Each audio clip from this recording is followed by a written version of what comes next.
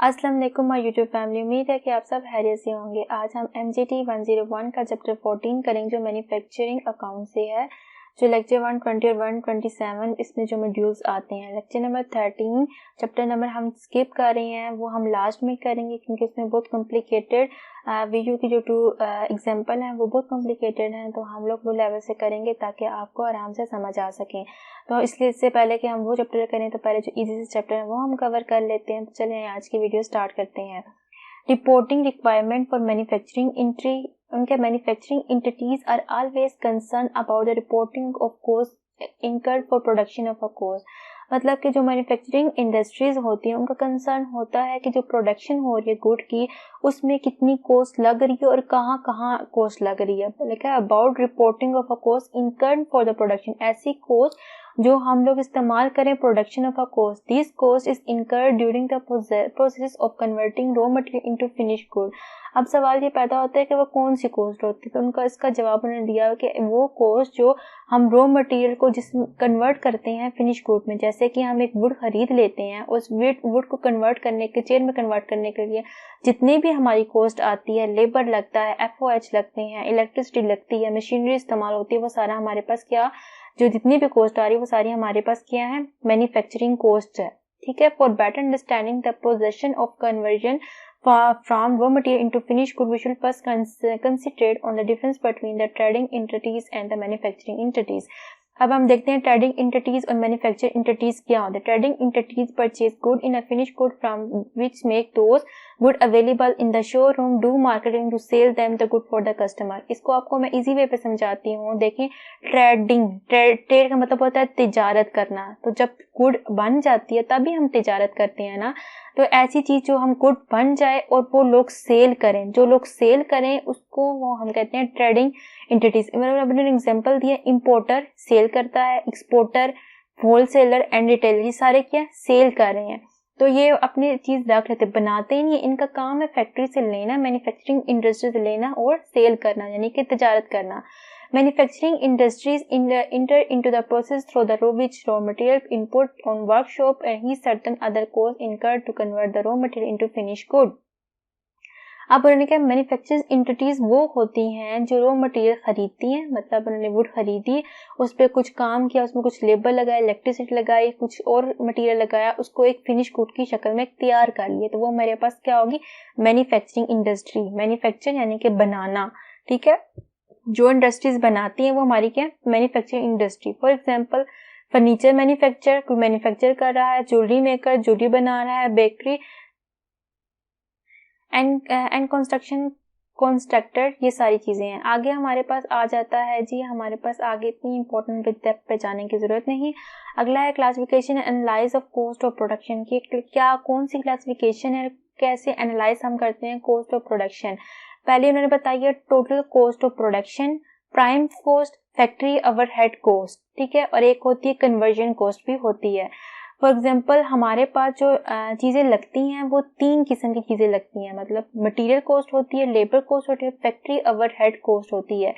ठीक है। Material cost और labour cost and other cost जब हम मिलाएंगे तो हमारे पास आएगा टोटल कॉस्ट ऑफ प्रोडक्शन, यानी कि जितनी भी कॉस्ट फैक्ट्री के अंदर लगी हुई है वो हमारी सारी क्या होगी, टोटल कॉस्ट ऑफ प्रोडक्शन। उसके बाद हमें डायरेक्ट मटेरियल कॉस्ट और direct labour cost and direct cost. Direct material cost, direct labour cost को जब हम प्लस करते हैं तो हमारे पास आ जाता है प्राइम कॉस्ट। आपके पास एक MCQ के लिए सवाल भी आ सकता है कि what is a prime cost, तो इसका क्या आंसर होगा, direct material plus direct labour is called a prime cost. इसी तरीके से कन्वर्जन कॉस्ट भी आ सकती है जो उन्होंने नहीं दी हुई लेकिन आपके MCQs में इसका जिक्र किया हुआ है। कन्वर्जन कॉस्ट वो होती है direct labour plus FOH is called a conversion cost. जब डायरेक्ट लेबर को जमा किया जाता है फैक्ट्री ओवरहेड में कॉस्ट को, तो हमारे पास आता है जो हमारे पास आती है वो हमारे पास आती है कन्वर्जन कॉस्ट। उसके बाद है डायरेक्ट इनडायरेक्ट जितनी भी चीजें होंगी वो हमारे पास आएंगी फैक्ट्री ओवरहेड में। Indirect material cost, indirect labour cost, other direct cost हमारे पास क्या आ गई, फैक्ट्री ओवरहेड। ये तो कुछ होगी कॉन्सेप्ट जिनका समझना बहुत जरूरी था। अब हमारे पास अदर डायरेक्ट कॉस्ट क्या है, are those cost other than the direct material, direct labor has been incurred is a full direct consequence of making a product or providing a service and can be identified with the cost of production. मैं आपको एक बता दूं, direct material क्या होता है, direct expense क्या होते हैं। डायरेक्ट एक्सपेंस वो होते हैं जो चीज़ हम परचेज कर रहे हैं और परचेज कर उस सामान को ले जाने के लिए हम फैक्ट्री में लेकर आए। फॉर एग्जांपल हमने वुड खरीदनी है तो हम क्या करेंगे, वुड जाके किराया लगाएंगे, वुड खरीदेंगे, ठीक है, वुड खरीद कर उसको फिर किराया लगाकर हम बेचेंगे। उस किराए के लिए हमें पेट्रोल भी यूज होता है, फ्यूल भी यूज होता है, ये सारी चीजें हमारे पास है डायरेक्ट मटीरियल। जब वो सामान फैक्ट्री के अंदर पहुंच जाए, उसकी मैन्युफैक्चरिंग आगे शुरू हो जाए, पहुंचने तक वो हमारा डायरेक्ट एक्सपेंस में आ जाएगा। उसके बाद जो हमारी वो फिनिश गुड में कन्वर्ट होगी तो हमारे पास इनडायरेक्ट आ जाता है। उसके बाद हमारे पास कॉस्ट एंड एक्सपेंस है। ये आपको पता है कॉस्ट क्या होती है और एक्सपेंस क्या होते हैं। आगे हम चलते हैं। इन्होंने हमें यहाँ बताया कि हमारी कॉस्ट ऑफ डायरेक्ट लेबर होती है, अदर डायरेक्ट कॉस्ट होती है, सारा हमें चीजें इन्होंने बताई नहीं। इसको स्किप करें। आगे हम चलते हैं टाइप ऑफ इन्वेंट्रीज। इन्वेंट्रीज मतलब हमारे पास 3 टाइप की इन्वेंट्रीज होती है। एक मटेरियल इन्वेंट्रीज होती है, एक वर्किंग प्रोसेस की इन्वेंट्रीज होती है, फिनिश गुड की इन्वेंट्रीज होती है। इन्वेंट्रीज में मतलब कि हमारे पास ओपनिंग, ऐसी चीजें जिसकी हमने ओपनिंग और क्लोजिंग होनी चाहिए, ठीक है, ऐसी इन्वेंट्रीज जो हमारे पास ओपनिंग और क्लोजिंग होनी चाहिए। कुछ डेटा आपके पास दिया कि मटेरियल की ओपनिंग इतनी है, मटेरियल की क्लोजिंग इतनी है, वर्किंग प्रोसेस की ओपनिंग इतनी है, वर्किंग प्रोसेस की क्लोजिंग इतनी है, फिनिश गुड की ओपनिंग इतनी है, फिनिश गुड की क्लोजिंग इतनी है। एक बार याद रखें कि हमारा जो ओपनिंग स्टॉक होता है वो ऑलवेज प्लस होता है। मैन्युफैक्चरिंग अकाउंट जब हम बनाते हैं तो हमारा ओपनिंग स्टॉक चाहे किसी भी चीज का हो, इनफैक्ट किसी भी मतलब एसेट का भी हो, तो हम उसका क्या करेंगे, हमेशा ऐड करेंगे। लेकिन जो हमारा क्लोजिंग स्टॉक होता है वो हमारा लेस होता है। अब लिखा हुआ this is the inventory of raw material, stock, item, spare part, indirect material data use in a production. जैसे कि मैंने आपको बताया था, ऐसा मटेरियल जो हम खरीदें, स्टॉक, आइटम वगैरह सारी क्या प्रोडक्शन में यूज होती है। Work in process, work in process मतलब वर्क है और प्रोसेस हो रहा है, काम हो रहा है। वर्क इन प्रोसेस इन्वेंट्रीज वो इन्वेंट्रीज होती हैं जिनमें कुछ काम रहता है। मतलब कि हमने अगर कोई चीज पेन बनाना है तो पेन बनाने के लिए अभी हमने आधा पेन बनाया, पूरा पेन नहीं बनाया, तो उसमें कुछ काम बाकी है, काम करना है, तो वो हमारी है work in process inventory. Finish good यानी कि गुड फिनिश हो गए बनाना, फिनिश गुड फिनिश हो गए बनाना, यानी कि गुड अक्सर हालत में पहुंच चुकी है, अब इसको हम रेडी टू सेल कर सकते हैं, तो वो हमारे पास होता है फिनिश इन्वेंट्री। तो यहाँ आपके लिए इतना ही है। और दूसरा इम्पोर्टेंट, ये आपके पास मैन्युफैक्चरिंग अकाउंट है। इस अकाउंट्स को आपने रट्टा लगाने जो भी कर लें आप इसको करें। मैंने जैसे आपको बताया था direct material cost, direct material cost निकालने के लिए मैंने आपसे को ये बात की थी कि अगर जो भी आप माल खरीदते हैं, माल खरीदने तक आप लेकर आते हैं फैक्ट्री के अंदर, वो आपका सारा क्या होता है डायरेक्ट मटेरियल। अब मैंने आपको कहा ओपनिंग इन्वेंट्री जो होती है हमेशा क्या होती है प्लस ओपनिंग इन्वेंट्री लिखी, परचेजेस लिखी, परचेजेस की अगर रिटर्न की है वो लिखनी है, उसको लेस करना है, कैरेज इनवर्ड हमारे पास ऐड होगा और अदर एक्सपेंसेस हमारे पास आ जाएंगे और क्लोजिंग इन्वेंट्री हमारे पास लेस हो जाएगी। तो क्लोजिंग इन्वेंट्री हमारे पास लेस होगी तो हमारे पास टोटल आ गई यहाँ direct labour, direct material cost, direct labour लिखा और अदर कॉस्ट लिखी। उसके बाद जितने भी एक्सपेंसेस हैं, जितने भी एक्सपेंसेस बिना सोचे आपने इसके अंदर डालने, प्राइम कॉस्ट के अंदर, प्राइम फैक्ट्री ओवरहेड की कॉस्ट पर डालकर उसको ऐड कर आपने यहाँ लिख लेना है। उसके बाद total cost, manufacturing cost, working processing, inventory को ओपन कर लेना, ये सारी चीजें ये आपने एक दफा देख लेनी। आगे क्वेश्चन है, मैं आपको सोल्व करके बताती हूँ। ये क्वेश्चन है हमारे पास जी, prepare the cost of manufacture sport for the year ended 31 March 2019। तो आपने क्या करना है, अपनी बुक सामने रखनी है और इस सवाल को करना है। पहला है स्टॉक ऑफ रॉ मटेरियल 1500, हमारे पास स्टॉक ऑफ रॉ मटेरियल क्या था 1500 था। परचेजेस हमारे पास जी कितनी थी 24,000 थी। इसमें से हमने क्या किया, कैरेज ऐड कर दिया।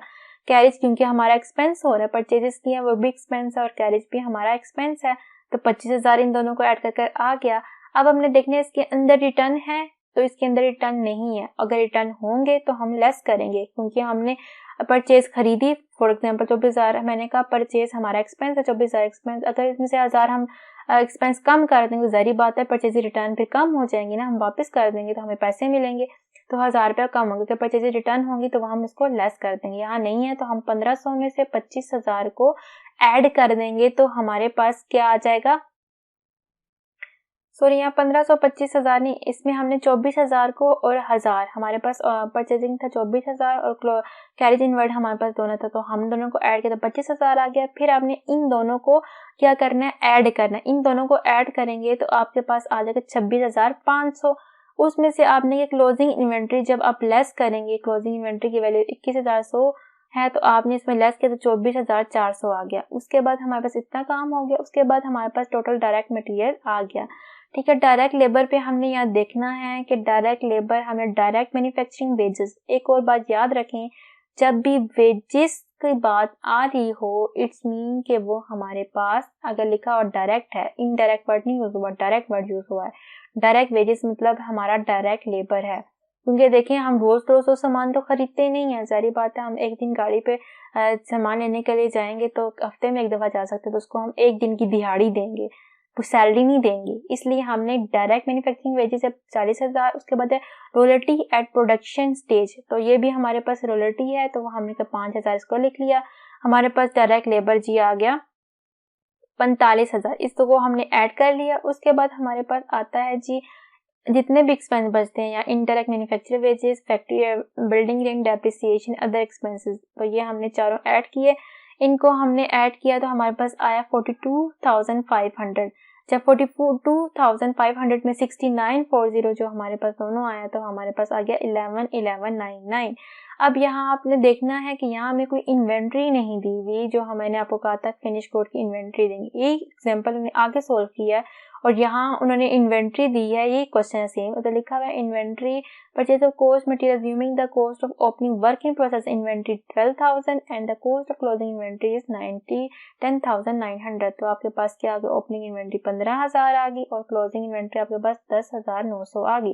तो इसमें से आपने इस दोनों को 12,000 में ऐड कर देना, तो आपके पास ये आ जाएगा, और जो भी आएगा उसमें से आपने लेस कर देना 10,900 में से 1,13,000 आपके पास आ जाएगा। तो ये क्वेश्चन बहुत इजी है, सिर्फ आपको ये इसको परफॉर्मिंग को याद करना, इसकी वैल्यू पुट करनी है।